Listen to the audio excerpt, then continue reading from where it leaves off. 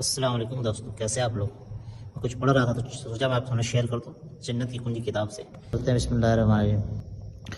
نبی کریم صلی اللہ علیہ وسلم نے فرمایا 3 باتیں ایسی ہیں جن پر میں قسم کھا سکتا ہوں، ان 3 کے ساتھ ہی ایک حدیث بھی بیان کروں گا جس کو تمہیں یاد کر لینا چاہیے۔ پہلی بات تو یہ ہے کہ صدقہ دینے سے یعنی چیریٹی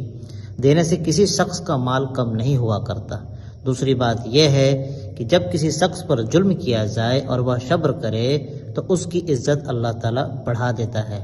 تیسری بات یہ ہے کہ جب کوئی شخص اپنے اوپر سوال کا دروازہ یعنی کہ مانگنا چاہے اور لوگوں سے مانگنا شروع کر دیتا ہے تو اللہ تعالیٰ اس پر فقر اور محتاجی کا دروازہ کھول دیتا ہے، یعنی کہ تو مفلسی میں گر جاتا ہے، وہ ہمیشہ اس کا وہی مانگنے چانگنے والا عادت ہو جاتا ہے۔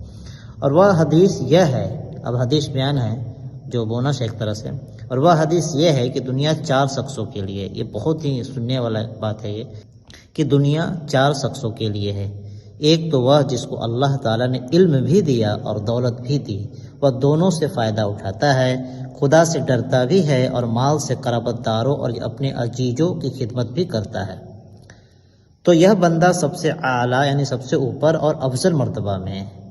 دوسرا وہ شخص ہے جس کو اللہ تعالیٰ نے علم تو دیا مگر مال نہیں دیا، وہ شخص نیت کا سچا ہے اور یہ کہتا ہے کہ اگر میرے پاس مال ہوتا تو میں اس مالدار مولوی کی طرح غربا کی خدمت کرتا اور رشتہ داروں کے ساتھ سلوک کرتا، تو یہ غریب عالم بھی ثواب میں اس دولت مند عالم کے مساوی ہے، یعنی صرف اس کی اچھی نیت کی وجہ سے اس کا بھی معاملہ اس کے ساتھ کر دیا جائے گا۔ تیسرا وہ شخص جس کو اللہ تعالیٰ نے مال تو بے شمار دیا لیکن علم سے محروم رکھا اور وہ اس مال سے لوگوں کا حق ادا نہیں کرتا، نہ خدا سے ڈرتا ہے نہ رشتہ داروں کے ساتھ سلوک کرتا ہے، تو یہ شخص بدترین مرتبہ میں ہے۔ اور چوتھا شخص وہ ہے جس کو نہ مال دیا گیا نہ علم دیا گیا، لیکن وہ یہ کہتا ہے کہ اگر مجھ کو مال ملتا تو میں بھی وہی کرتا جو جاہل دولت مند کرتا ہے، میں بھی خوب مزے اڑاتا، تو یہ چوتھا شخص بھی گناہ میں اس تیسرے کے برابر، یعنی کچھ کھایا پیا کچھ نہیں، گلاس تھوڑا بارہ آنا، وہی والا حال ہے۔ چوتھا آدمی کا نیت صرف خراب تھا کہ پیسہ بھی آیا تو مزے کروں گا، یہ کروں، جیسے تیسرا دولت مند آدمی جو کسی چیز کا پرواہ نہیں کرتا، حلال حرام کچھ کھانے پر جیسے بھی تیسے زندگی گزار رہا ہے، وہ تو جائے گا ہی، لیکن چوتھا آدمی جو صرف اپنی نیت کی وجہ سے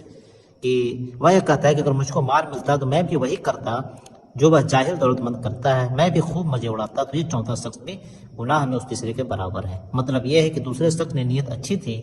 تو اس کو ثواب میں پہلے کے برابر کر دیا گیا، اور چوتھے کی نیت خراب تھی تو اس کو گناہ میں تیسرے کے برابر کر دیا۔ اس لیے نیتیں اچھی رکھیں، کچھ کرے نہ کرے۔ اللہ تعالیٰ ہمیں اس پر عمل کرنے کی توفیق عطا فرما